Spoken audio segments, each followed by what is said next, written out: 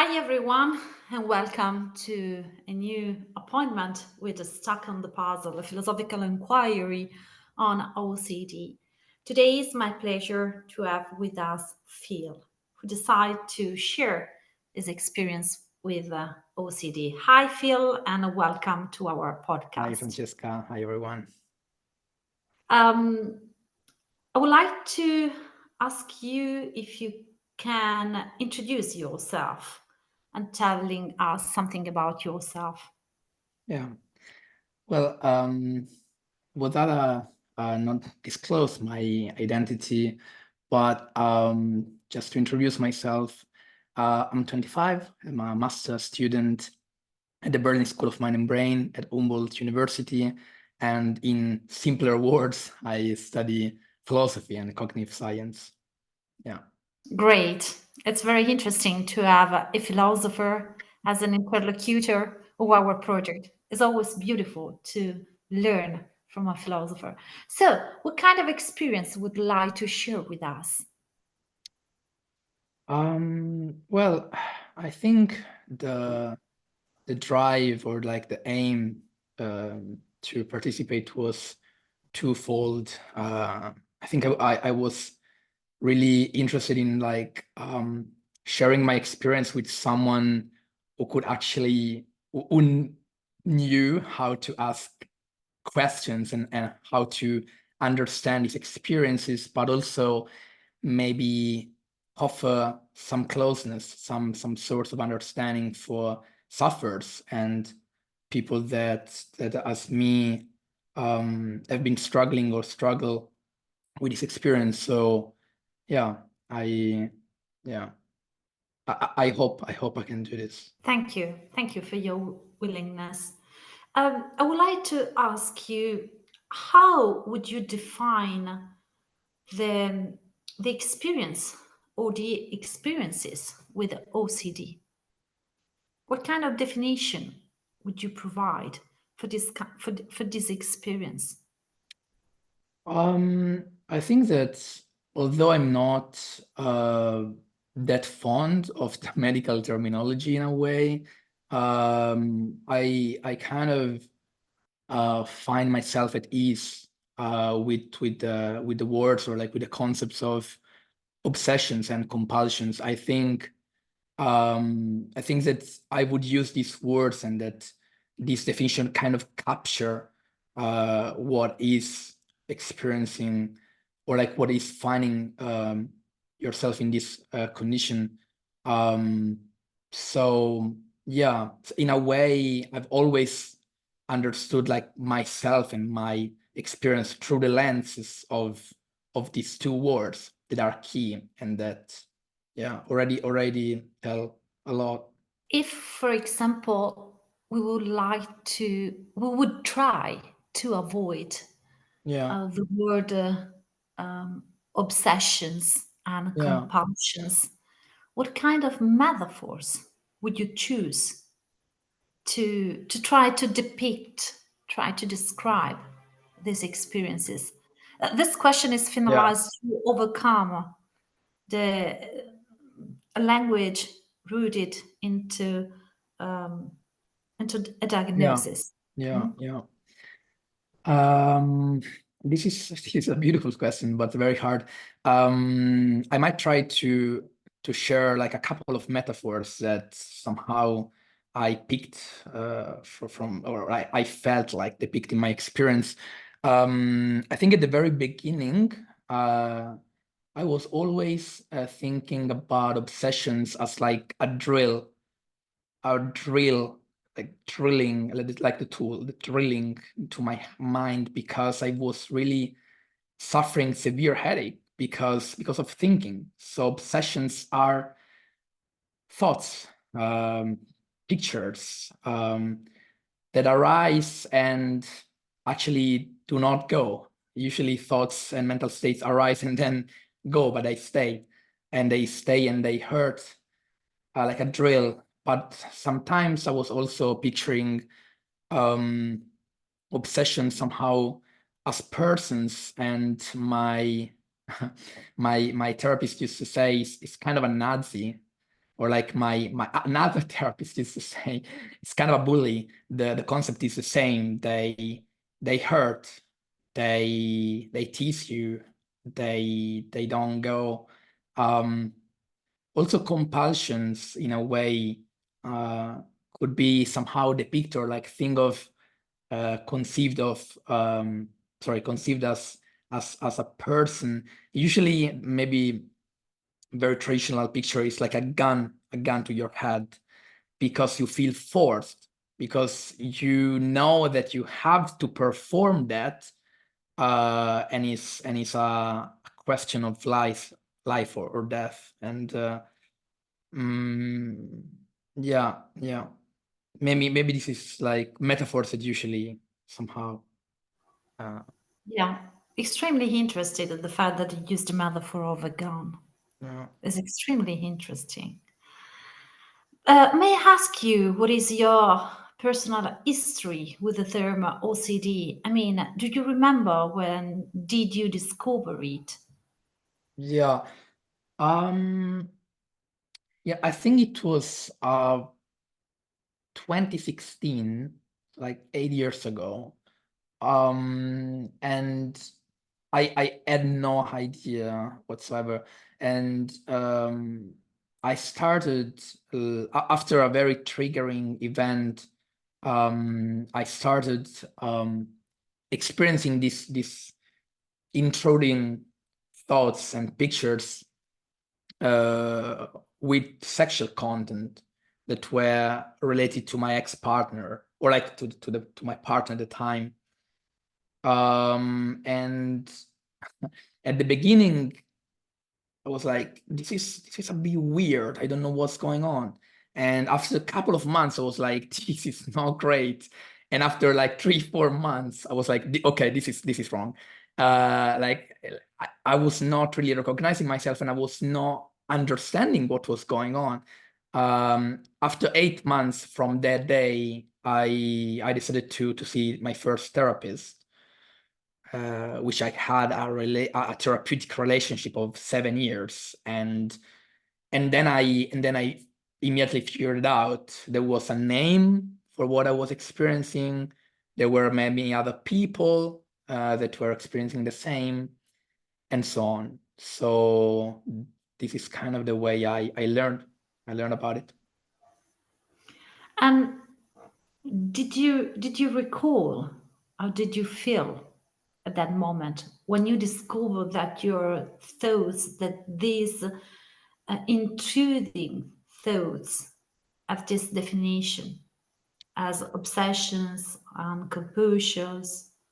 I think, uh, as I said before, I'm not that fond of, or like not really embracing the medical thinking, or like maybe the traditional definitions.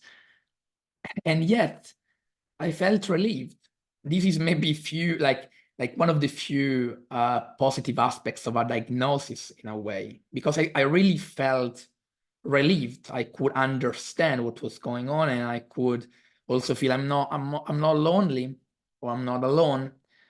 I'm not on my own. And I remember, this is something that I really remember, my father was kind of like warning me. I was like, don't use this word. Like, there is no need to define it like that. Like, like it's kind of like it feels heavy, it feels like judgmental, it feels like a sentence, but it is. And in a way, I felt it's better to use the proper word, filled or like imbued with that meaning. So I felt relieved in a way. Yes, I see. Would you mind telling us about a time where you experienced this obsession and compulsion? I mean, the moment when you realized what you were experiencing were obsessions. As you mentioned before, it was in 2016, if Yeah, I'm not wrong, the first yeah, time you had this kind of experiences, right? yeah. In that moment, when you were getting familiar with this experience? Is there something you would like to share? I think I realized the obsessions or like the content of these thoughts and pictures change over time, and I've changed it a lot. So what I felt 8 years ago is absolutely not what I feel today, or like it has a very different quality to it. There is a very different quality to it, and so I remember, for instance, that my mind was concerned only with that specific thought. It was incredible, but for 2 years, I was just concerned with that thought. And I don't really remember that experiencing other forms of more traditional uh, mm, checking or, compulsions, whatever. Uh, I was just there. I was, I don't know, that thought was violating the Buddhist law of impermanence. It was incredible. It was there, it was not leaving me. But then gradually, when it started fading away, more events or like different event triggered other obsessions and other compulsions. And I started somehow um, experiencing more, let's say, traditional forms of this condition. Um, and again, what is quite interesting in a way is that they change a lot. You can experience an enormous wide range of obsession and compulsion that are absolutely not restricted to what we usually imagine. The checker, the washer, it's like 1% of what actually OCD amounts to. Um, May I ask you what that felt like at that time? Were you scared about these experiences? Were you curious? Were you astonished? yeah, Were you surprised? Did you feel ashamed by yourself? If you are able to go back, I'm trying to go back. I think emotions were a lot and different, diverse. I was surely feeling shocked because I was still shocked by the event that triggered this onset that I couldn't really understand. I was surely feeling a lot of rage because you are like at some point without any kind of, let's say, yeah, warning, you are controlled by that. You are absolutely with no power controlled by the emergence of these thoughts. So I was really angry at my mind in a way, and feeling ashamed. I think has always been a big part of my experience, especially in those moments, because you cannot really understand why that kind of content, that it was sexual in nature at the time. But many of the contents that we usually experience are somehow hard to accept. We ask why our minds are inhabited by such contents, by such images. But at the time, I would say, yeah, I was surely ashamed. I was really angry. Um, and for a while before going to my therapist, I surely felt like I was going crazy, because whatever crazy means. But I was I was I was losing it. I was like, what is this? Um, but then I started to understand, um, and I began to feel curious. You suggested a really key word, because this prompted me, or like this somehow was a core drive, for my choice to study philosophy, to study psychology, to understand what was going on, not only in my life, but maybe in the life of like my fellows. thank you. That's really beautiful. Starting from your own experience that was painful, but also was a gate toward your pathway. So you were able to work on your experiences and transform them in a resource, which is extremely beautiful. And did people around you notice that your behaviors were not ordinary as before? I Or would say was everything only in your mind and in your relationship you had with yourself? I'd say the latter because obsessions are something that you cannot see. They are not visible to others unless you share. So people didn't really notice anything unless I was sharing what was going on. Maybe you could see if I was not really present in the moment. I was just like zooming out very strongly. Then you could see this, but otherwise, yeah, obsessions are invisible. And I started engaging in compulsions much later in life, and those are visible, but somehow the understanding was never enough. In a way, my understanding was never enough. My fear and shame were always prevailing, and I've been hiding these behaviors for a long time, still now. And so it's hard to notice if the person doesn't really share, I would say. Yes, I see. And what do you wish people knew about those experiences you were having?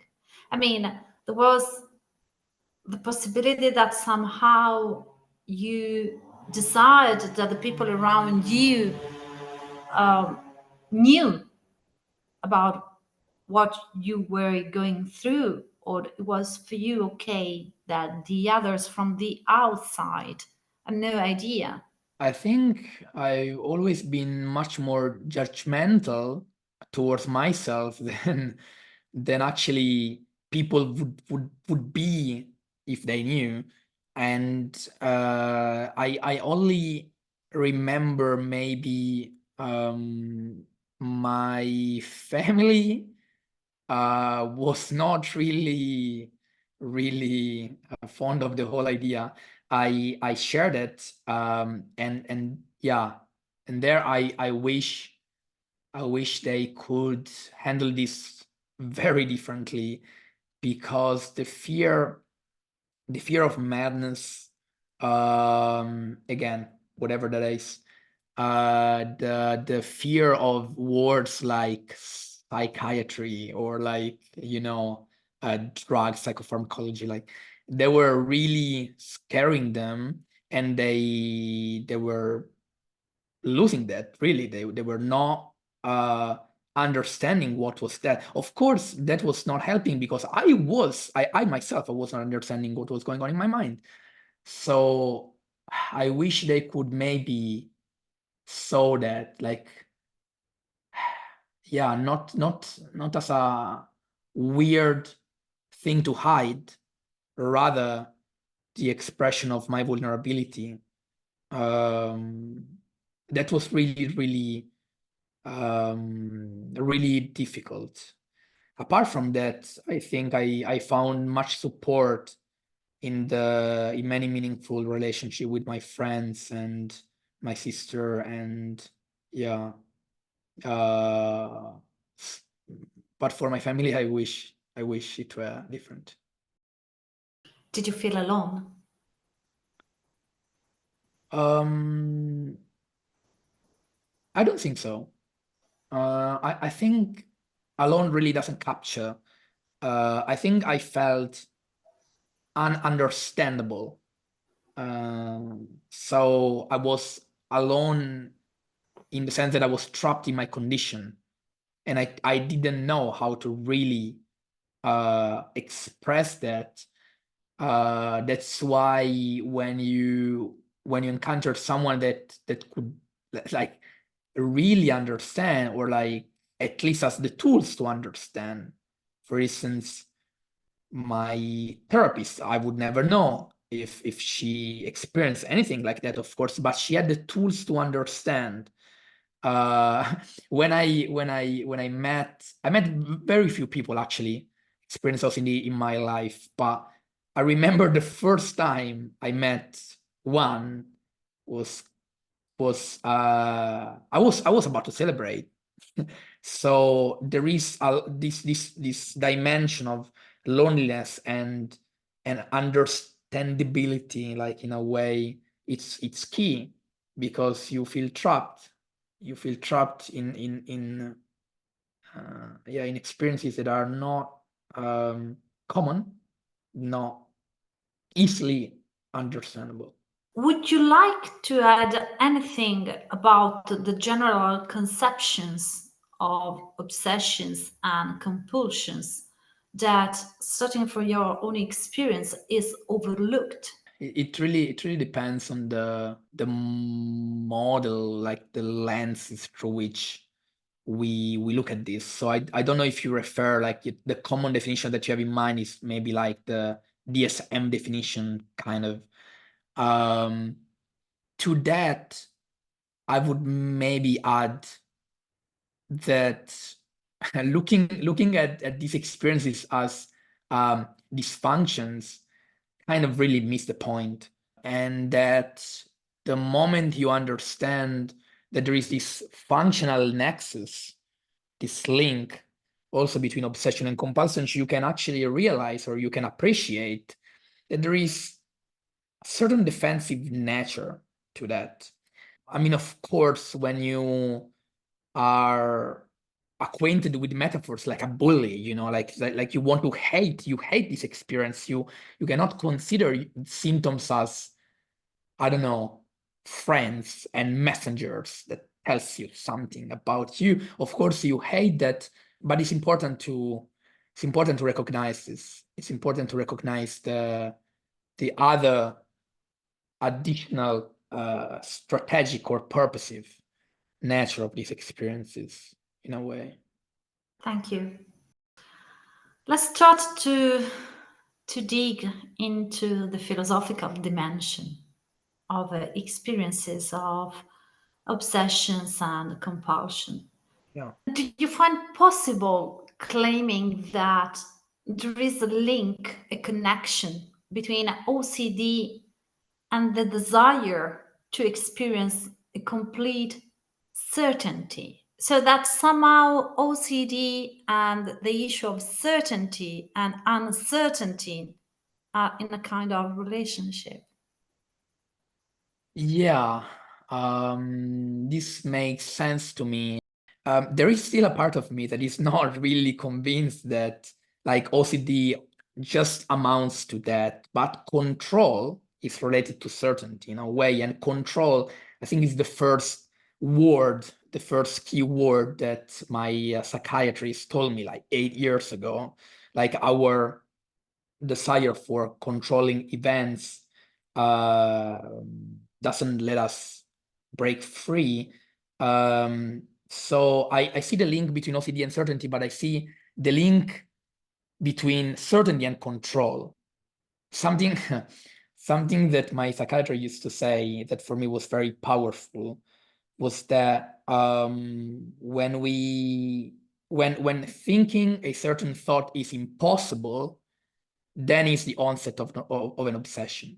Because when our ideas somehow are forbidden, we do not allow ourselves to be free to just think whatever and let it go, then we are stuck. And the problem is not really that we can have horrible or like perverse parts to ourselves or thoughts of pictures. The problem is that we feel so scared by that, and we are not certain that that could actually happen. We don't know. We cannot have absolute certainty that we could be actually that kind of person, that we could do that kind of action. This is what actually doesn't let you don't feel free. You cannot feel free anymore. So, starting from your experience and starting from your Also, philosophical education, is it correct that for you, OCD has somehow to do with the issue of freedom and not merely with the issue of certainty? So Absolutely. somehow with the issue of agency. Absolutely. Absolutely. Because we do not let ourselves free to think or behave the way we want, because certainty and control are very related to mistakes, but also freedom. You can just be free to behave the way you want and maybe commit mistakes.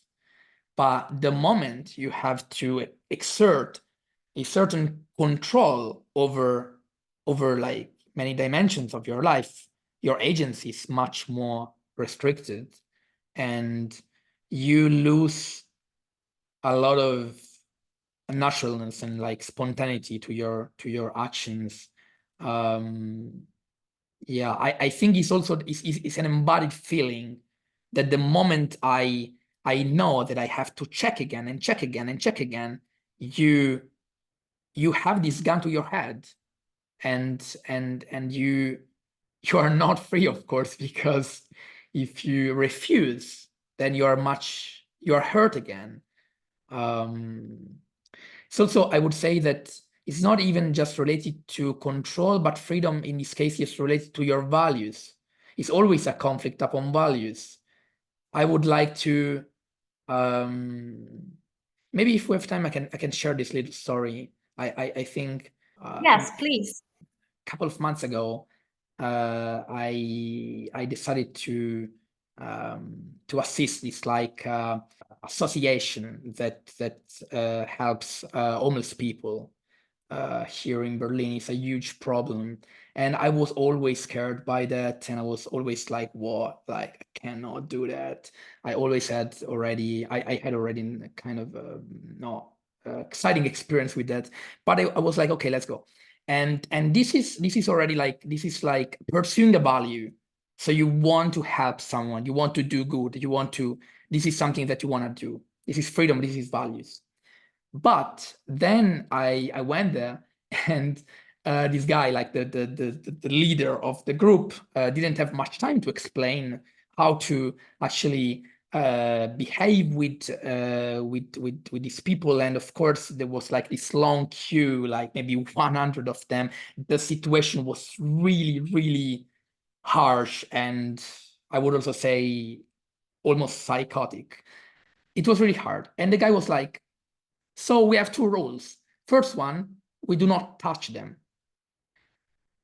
Second one, if anything happens, any kind of like weird stuff happens, we cannot call the police, so we go.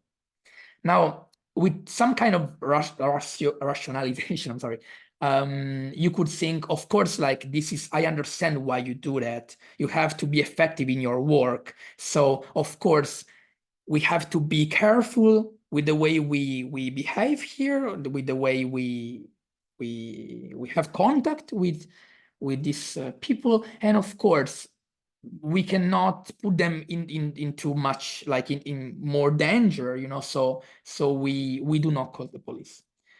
To my appraisal, in a way, these are like uh these are obsessions to my appraisal, and this is why it depicts very well. First rule, we do not touch them. This is contamination. Horrible, horrible obsession of contamination. Second one, we run whatever happens, the police, persecution. And I decided to stay, and this again is a conflict upon values. I had to do that. I wanted to do that. It was always very satisfying, but I suffered from that experience for a long time. The first obsession turned into the first compulsion, and I couldn't stop washing my hands. The second commandment, in a way, like the second suggestion, turned into more obsessions or persecutions, and trying to find a way to silence those thoughts of a potential guilt, or something went wrong, or I am responsible for this or whatever. And the fact that I couldn't go back again to help them, for me, of course, it has to do with certainty, it has to do with control, but actually it has to do with freedom. I am not free to choose to do what I want, because I know that I will experience consequences, and these consequences are my rituals. It's extremely illuminating, the story you are recounting, and the parallel that you were able to draw is significant, really. Yeah. And have you ever had a paradoxical experiences about your own experience with OCD? For example, felt like you knew something was not threatening and yet felt like it was threatening. Um, kind of complicated question. I would say, if we go back to the idea of certainty, paradoxical experiences in OCD are actually weird, because we can never be sure that actually we know. So I could say, yeah, I know that this is not threatening, but immediately I would say, oh no, I cannot know for sure.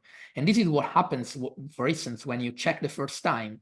If you check the stove for the first time, or like if you check sockets or whatever you check, then you start losing like trust in your senses. So even if you, I don't know, you touch the stove and you're like, this is not burning anymore, I know it's off, it cannot be on, I'm not like, it's not burning.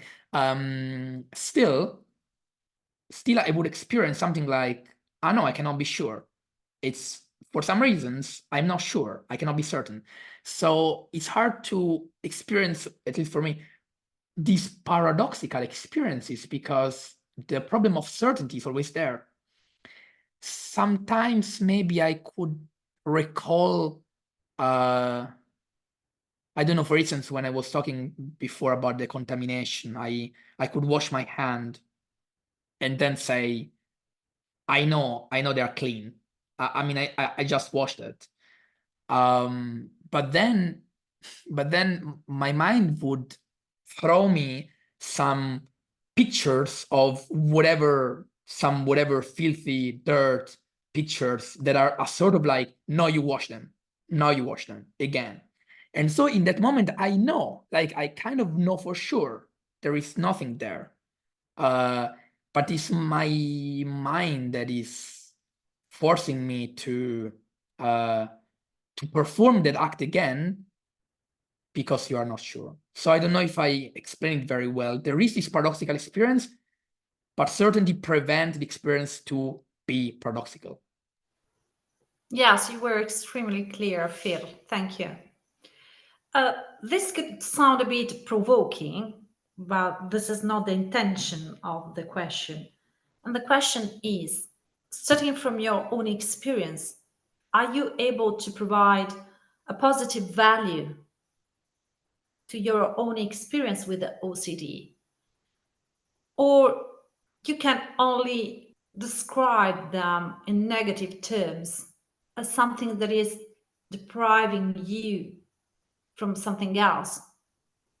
Or on the contrary, can you find some positive aspects that at least along the years you were able to work on in order to gain them?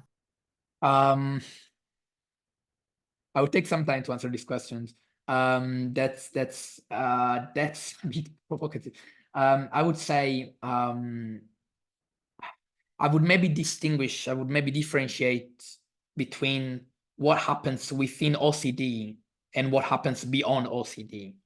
So within the experience, to be really honest, it's really hard for me to connect to positive experiences, to a positive value. I would maybe say at some point I tried to listen to these symptoms and to interpret them in a way that could make sense. So as I said before, the symptoms could be seen as friends. The symptoms could be seen as someone reminding you that you have this vulnerability to your experience and you have to take care of. But this required years of practice, of acceptance, that is extremely hard. So within OCD, it's really, really, really hard because it's really disruptive. It's objectively disruptive and makes your life different, just different. All the trajectory of your life is different. But beyond OCD, so I kind of allow myself to make this step. I would say that OCD itself and the experience with my mental health changed this trajectory, changed this life trajectory. I had this feeling to understand. There was no way I had to understand. Like, of course, it's like a mix of like being obsessive and being a philosopher, but maybe I had to understand somehow. And then I realized that I also had to do something more because I wanted to help. And so I started to study psychology, and then I started to just inform myself, educate myself, and starting projects. Like, maybe even if that is very hard, again, maybe I see my future. I see myself as as someone that would help in the domain of mental health. So it's not really related to OCD itself, but the experience prompt or like drove me to take a stance, and the stance that I took was kind of this one. Maybe only one last detail. When we experience OCD as a very ego dystonic experience, like, this is just like a psychological term to say that we do not feel that this experience mirrors our values or like our self-image. That could be really like set apart. You could set apart that from your personhood. But when this experience become chronic in a way, or you live most of your waking life with this experience for years, at some point you have to ask, is it just me? Or it's like, it's my condition? How can I differentiate? How can I draw the boundaries between them? And this is why you cannot talk anymore about OCD. Like, what OCD is telling me, what OCD is doing to me. At some point, you yourself and OCD are mixed, and disentangle this is a lifelong endeavor. Yeah. Thank you for this remark. Thank you. My very last question is, have you any suggestion or advice to give to people who live a condition with, to live experiences with OCD? I would maybe try to say again something that my psychiatrist told me once, and that I made mine, and I tried to remind myself many times. There was times where I was going to him and I was really shocked and shaking, and because at some point when you enter this like catastrophic kind of scenario, where like the world is ending, and he told me, if you could only see yourself like from the outside, and you could see the world from the outside, nothing is really happening. And if we need to find tools, whatever that is, therapy, philosophy, for me was meditation, and whatever, to remind ourselves that nothing is really happening. Not to say that it's not real, of course, nothing is happening in the sense that we have to let the thought, this picture, be. We have to be able, in a way, to think those impossible, forbidden thoughts, because they are not, because everybody has that. We are not the only one, actually. I always felt kind of, ashamed of these contents. And then at some point I realized actually every single human being has the same thoughts and pictures. The difference is not in the content, but in the form, in the way I interpret those contents. So maybe my advice would be to not fear those contents, because they are really human. And maybe something that kind of helped me again, I'm just trying to think about tools, helping tools, healing tools. Do you know the Serenity Prayer? No, I don't know. So I don't know it. I might have the Italian version in mind, but it kind of goes like this. God grant me the serenity to accept the things I cannot change, and the courage to change what I can, the things I can, and the wisdom to always recognize the difference, to know the difference. Of course, this has not to be an invocation to God. It depends on your spiritual religious tendency. Can be an invocation to yourself. But the point to this prayer is that serenity, courage, and wisdom are key to OCD. To try to dwell in the experience that really you cannot change, and to try to always recognize and act upon those that you can change.